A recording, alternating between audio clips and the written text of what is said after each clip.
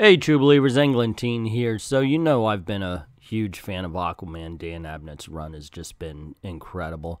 And there is news, of course, that Sue Deconnick is going to take over Aquaman.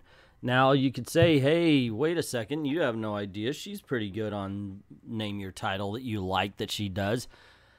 And then you may ask, why am I so against her taking over? And I decided, you know what? You're right. I should illustrate a little bit more. So here we go.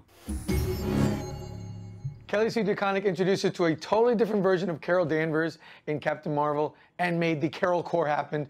She's also the genius writer behind Bitch Planet. Thank you for joining us today. Thank you. Anybody else think that it's funny that it said, hey, it's Sue Deconnick on politics and masculinity, and the first thing out of the guy's mouth is about Captain Marvel? I know I found it funny. Superhero comics, at their core, they're built on the foundation of, the strong, the big, strong heroes go in and help the little guys, the people who are oppressed. Essentially what feminism is about. Yes, exactly. Right?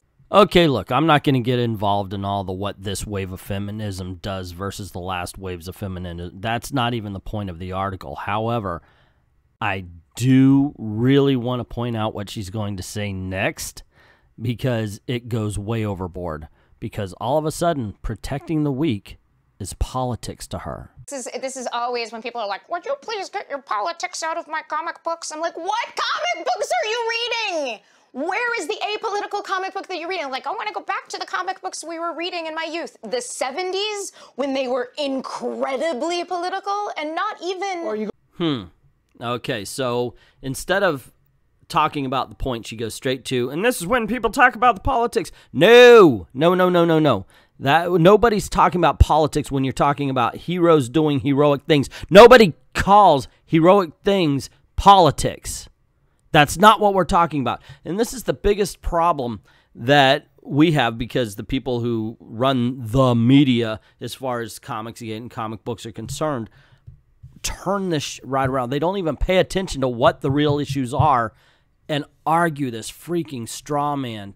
Just, oh, goodness. Anyway, let's go. Go back to the Ditko Spider-Man issues, which was, Peter Parker was getting bullied and traumatized at school. Yes. These people aren't searching for straw men. They are straw men. And what gets me is they're so fucking ignorant to believe that people are like, hey, bullying is fucking bullying's not a damn politics, you jackass. Who's saying that, oh my gosh, don't stop the bad guy? That's basically what they're saying. People have read comic books and said, no, we don't want the hero to stop the bad guy. Jesus, Lord in heaven, are you serious?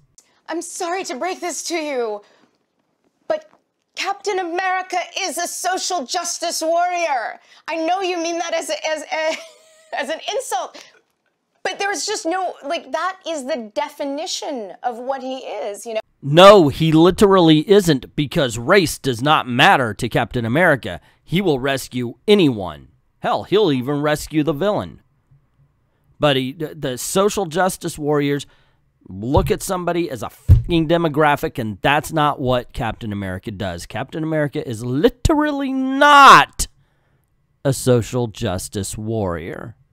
That being said, I want you to pay attention exactly to what both of these people are saying. First of all, have you noticed that the interviewer is really taking over? Anyway, they really do have a high opinion of themselves and social justice warriors. They think the social justice warriors are fighting for the little guy, which right away tells you they're racist because, as we saw from the Mark Waid tweets, everybody who they think are the little guys are everybody who is not white male. And if all you want to read are, I don't know, books about...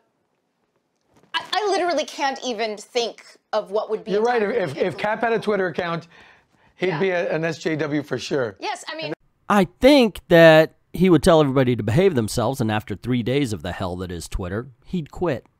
That's not a bad thing. Chris Evans does. I mean, Chris Evans, and Captain America himself, like, yes. is an SJW for sure. Yes, and that's not an insult. Not at all. Not at all. It's... One of the reasons this is my favorite Sue Deconnick interview is because the interviewer doesn't let her talk.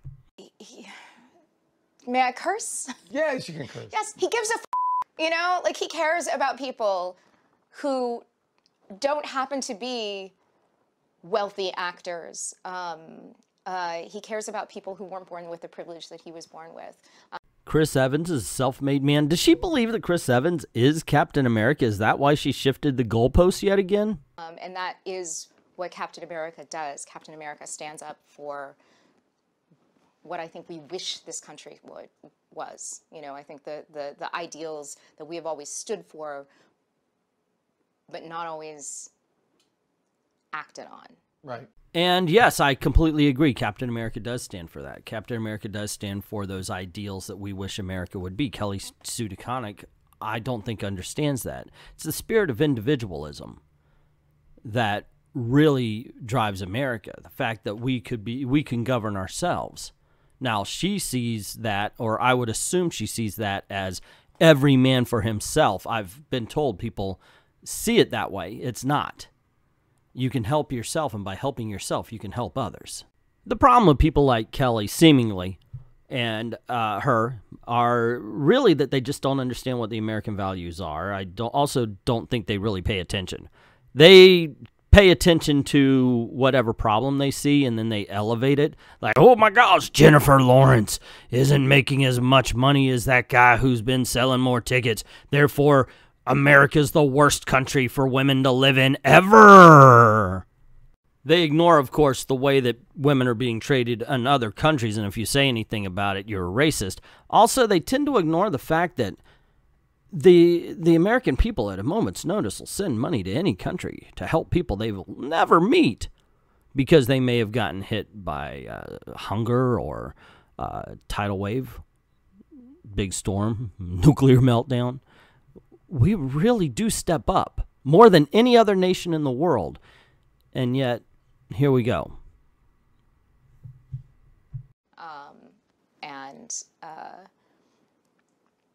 And if you don't like my politics, don't buy my book. Problem solved. You know, you don't like my Twitter feed? Unfollow me. Magic.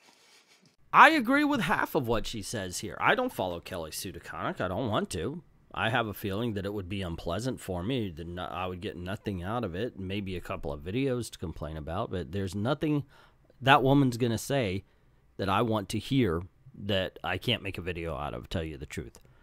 But as far as buying the book, sure, Bitch Planet, don't buy it. It sucks, by the way. I have read it. But when you get on something like Aquaman, a character that I love, then what's supposed to happen? Stay on Bitch Planet, talk about whatever politics you want, but Aquaman has a voice and has had a voice for 80 freaking years. And an enjoyable run for most of those, actually. Ever since Peter David wrote him, he's really been kicking ass. So it's when people like you, Kelly, and yes, now I'm talking to her directly instead of to you guys about her, get on a book of a character that already has a voice and then put your own voice into them, that's when we have a problem.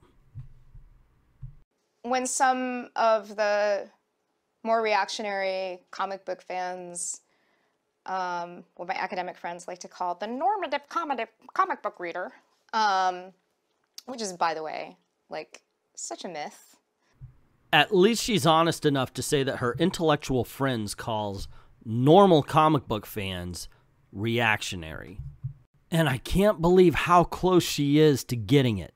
See, if she just said it's a myth. Now, if she continues, she'll say, well, if this has happened forever, can't they realize it's happened forever? Then maybe what they're complaining about, if I put two and two together, this plus the politics, maybe what I think they're complaining about isn't what they're complaining about. No, but she has no self-insight. She really does not. So she will not come to that conclusion. I could go through the history of the evolution of the comic book industry and how this idea that it is, that the core readership of comic books is white boys is very recent. Yeah, it's very freaking recent. As I would say, it's only been since about 2013. That's what I would say. When people like you came in and brought your hate with you. Seriously, when the social justice warrior came in, they said, you know what? This hobby that to me and to so many others is the most inclusive community in the world, You came in and said it was hateful. That's on you. We have a long history, and that is really a very small part of it, but we have a really short memory in this industry. But, you know, a book called Calling All Girls that was largely comics sold 500,000 copies in the 40s, you know, like... Some of us have a long memory. Some of us actually have done the research and know about Calling All Girls and Dale Evans and all the female heroes that generally got shut down by Frederick Wortham. Yeah, I'll bet you blame, oh, it's toxic masculinity and it's trying to keep the women's down. Nope. Because of what was going on with the Wortham case, they decided superheroes has a clear moral. Superheroes good, supervillains bad. And they were easier to produce. That's basically what happened. I mean, there's more to it. But that's the gist. And superheroes appealed mostly to boys. Now, mostly does not mean all, so duh. But yeah, more guys start reading, less women, less people buying the romance comics, the teen comics, and so forth and so on. It's just what happened. Girls read comics. Girls have always read comics. If we had more time, I would talk to you about manga and what that proved about the market. But there is nothing inherently masculine about words and pictures. There is nothing inherently masculine about... Her lack of reason and empathy is amazing here. Let me explain. She's saying there's... girls read comics, yeah, yeah, we know that.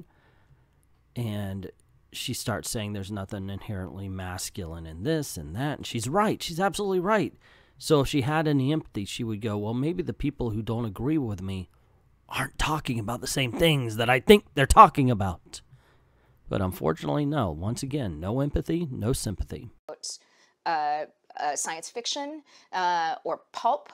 There is, you know, nothing in the history of our industry is inherently masculine. There's not.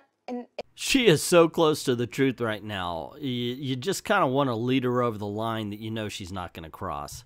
This idea that heroism is inherently masculine is flawed thinking.